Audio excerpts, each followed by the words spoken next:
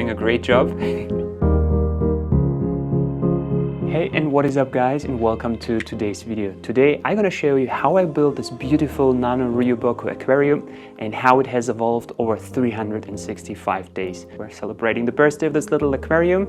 I'm gonna show you exactly how it has evolved over the course of the time. I'm going to perform a final maintenance on it because, as you can see, it's been relocated to a friend's house who has a lot of beautiful aquariums in here. So everyone, let me know down in the comments below if you want to see a full tour of all of the aquariums. And now let's get started.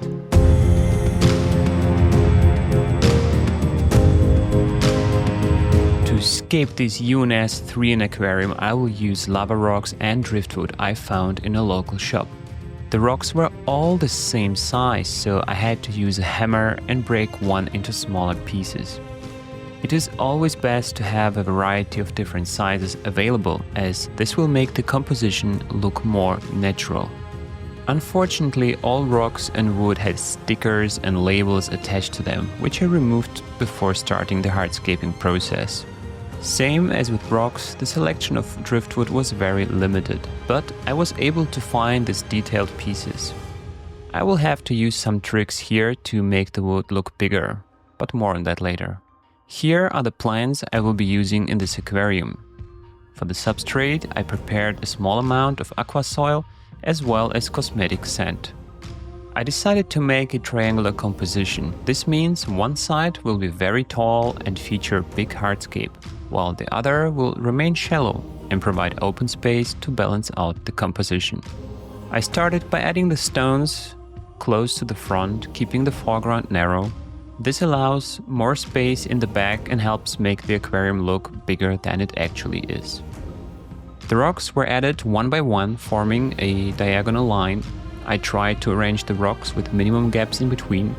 Not only this will look more natural, but it will also help to separate the substrates.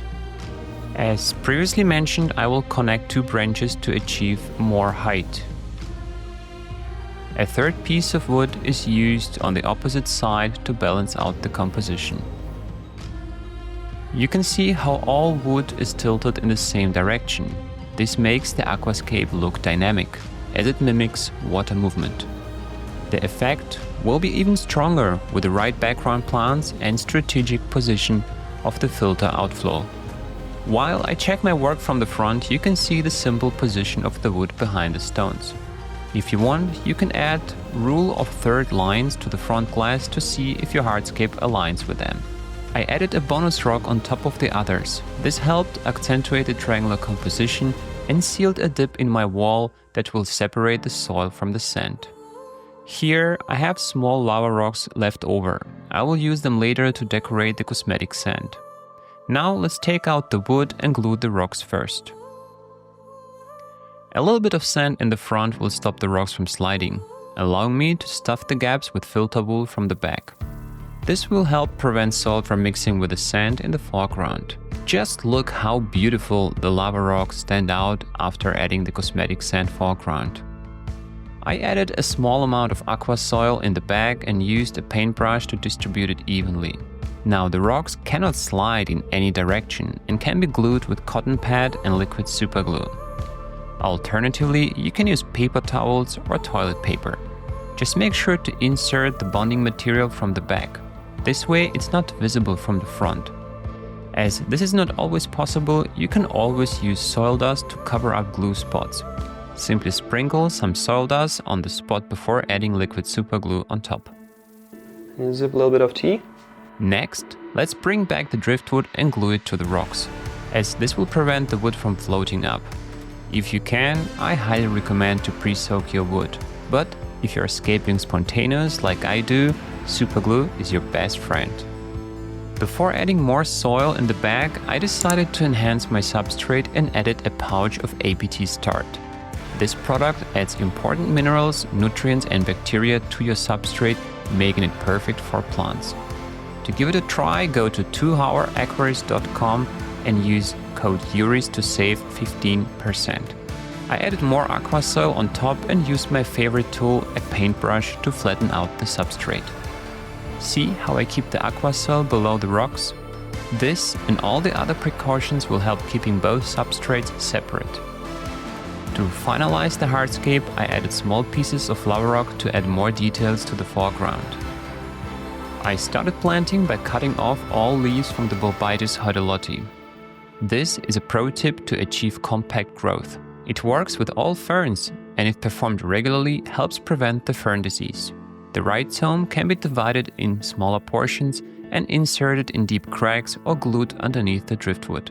Next, I filled all the gaps between the rocks with Bucephalandra needleaf. If possible, you can secure it the old-fashioned way, just push it in a gap. Alternatively, you can use a small amount gel-type SuperGlue. The ARKA Plantscaper comes in a handy 50-gram bottle and is much cheaper than anything you can find in a hardware store. I will add a link into the description below. Moving on to the background.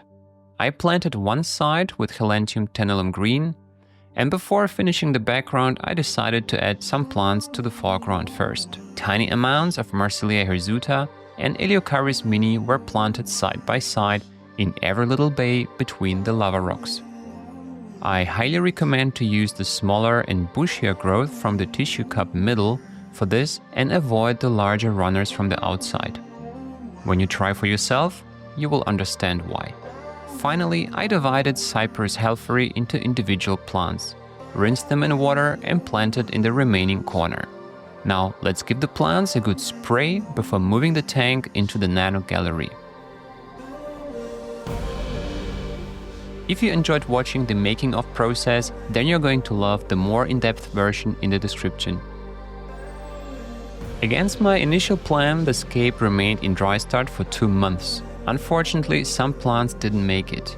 To fix it, I removed all plants in the bag and replaced the top layer with fresh aqua soil. I removed all damaged leaves from the Bucephalandra and trimmed back the Bolbitis. New growth was already a lot smaller than before, but with repeated trimming, even smaller growth can be achieved. I replanted the background with a wild mix of plants I had on hand from other projects. They were Bluxa japonica, Rotala macrandra, Hydrocotyl tripartita, Helanthium tenellum green, and Hygrophila lancea araguaia. In addition, I added Riccardia moss in the foreground between the rocks to replace Eleocharis mini. After one more time in dry start hibernation, I finally filled the aquarium with water. It was surprising to see how many springtails populated the aquarium and started floating on the water surface. They are tiny creatures that help keep terrariums and paludariums free from mold and fungus. Now that the aquarium was finally filled with water, it was time to think about which animals could be added. I had lots of classic options in mind, but when I came across the armored sticklebacks, a very interesting fish from Burma, I simply couldn't resist and took them back home. They're tiny predators and look like miniature crocodiles. The Indostomos paradoxus is the scientific name of this fish, and they only eat live food. I fed them with freshly hatched brine shrimp, and it was a lot of fun to watch them hunting. While moving to the new studio, I had to take down the nano gallery apart. But luckily, my friend Thomas has agreed to take care of this mini Ryuboku. We stayed in contact and discussed many changes to the layout that Thomas has executed on his own. He relocated the armored sticklebacks into a different aquarium, making room for some dwarf rasboras. Half a year later, the aquarium is looking better than ever, but check out for yourself.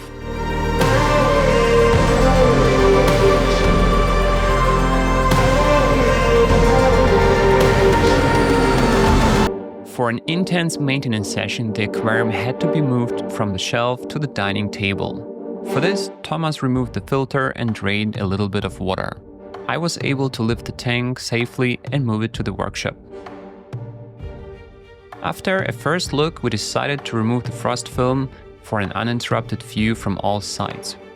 We were surprised to discover problematic plant growth in the bag. I began by cleaning out duckweed and loose plants floating on the surface. Interestingly, a portion of Hemianthus Cuba has attached itself to the driftwood and has formed a nice little patch that eventually will grow out of water. I found another little beauty. A tiny bit of star moss has naturally started growing on the tip of the wood sticking out of the water. The Bolbitis has grown a lot since the last trimming. As you would expect, it has been trimmed back very harsh to further stimulate the most compact and tiny growth possible. I removed some leftover Juncus repens stems to make room for the dominating Eleocharis hairgrass. Speaking about hairgrass, this is a large variant that bends when it reaches surface, making it the perfect alternative to Vivipara for nano aquariums. I brushed the hairgrass to untangle the tips and remove loose plants. A deep clean like this one is perfect opportunity to remove any calcium stains that can build up in difficult to reach areas. Look, I already removed a handful of plants from the aquarium and it still looks overgrown. Next, I trimmed Myriophyllum guayana close to the ground and collected the plants in a separate container for replanting. The remaining Helanthium tenellum and hairgrass in the left rear corner were trimmed close to the ground, as this will stimulate new compact growth and help prevent melting. I started replanting stem plants from left to right, with short stems going in first, and went up in size to match with the triangular composition. I don't know why, but it always hurts to trim back boughs. Luckily, I found a spot to replant the trimmings, so I won't have emotional damage today. The constant spinning and intense work have whirled up a lot of dirt. No worries, we will fix that up with a large water change before moving the aquarium back on the shelf. But before we do that, we have to cut back the Marsilea hirsuta, which was on a mission to completely fill in the entire foreground. When kept in check, this plant remains very small in size. But when you allow it to grow wild, it will gain strength and start growing bigger. Working in super shallow sand is extremely difficult. While trimming back Marsilea, I accidentally uprooted a large portion. But maybe it was for the better. I really liked the open foreground after the maintenance. Next, I cleaned the glass with a razor blade, followed by using a magnet to collect soil crumbs from the cosmetic sand. In case you didn't know, soil is magnetic and can be picked up by strong magnets. This is really helpful to maintain a clean foreground or sand path in your aquarium. One detail I almost didn't notice, but look at this Bolbitis leaves stretching above the water surface. Not long and it will start growing beautiful leaves fully adapted to above water. Finally, a large water change was performed to remove as much dirt as possible.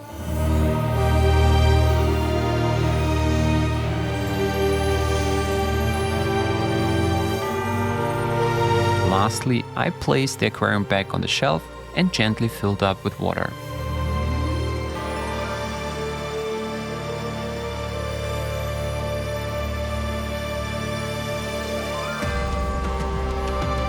After intense maintenance sessions like this one, I like to add some beneficial bacteria and care products to help restore healthy conditions and reduce the stress for both fish and plants. In near future, more Bucephalandra have to be trimmed back, and at some point Thomas will have to deal with the Riccardia. But for now, the maintenance has been completed and I cannot wait to see the scape in a couple of days in its full glory.